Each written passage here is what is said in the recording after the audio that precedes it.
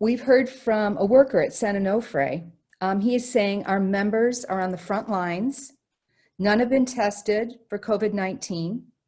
The company response is to sequester a portion of the employees off-site to come in if current employees are infected and have to be quarantined. Basically, work will continue until too many employees are infected. They need to, staff mandated critical positions. He says, we're on the front lines, and when we are infected, they will simply replace us. That sounds like Edison to me. That's just morally repugnant. That, and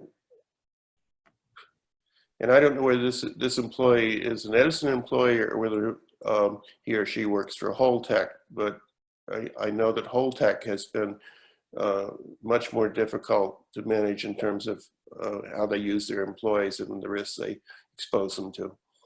So I'm wondering, does Edison's response to this pandemic possibly hint at further issues, such as, are we going to wait for an accident to happen before we actually address this, quite frankly, this existential threat to us here in Southern California? I hope not. I was just reading the latest reports from Edison about canister loading, and they had pretty severe problems loading canister 46 and 49, but they were celebrating they got canister 50 loaded without a problem. In any other industry, any other effort, if you took 50 tries to get it right, you'd sort of worry about the whole protocol. So I don't think Edison or NRC is taking the risk seriously. And we had that near accident back in August of 2018. I wouldn't be surprised if we have another one.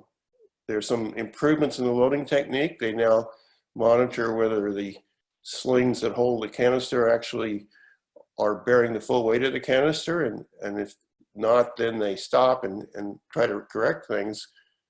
But they're still having too many problems that are dangerous, and too many employees who aren't fully trained or aren't supervised to really comply with the training. So you talk about replacing employees if some of them get sick. What kind of training do these new employees have? And how many times do they have to load a canister to get it right? So this is a dangerous situation, and we know that Edison has the worst safety record in the United States for any nuclear plant operator.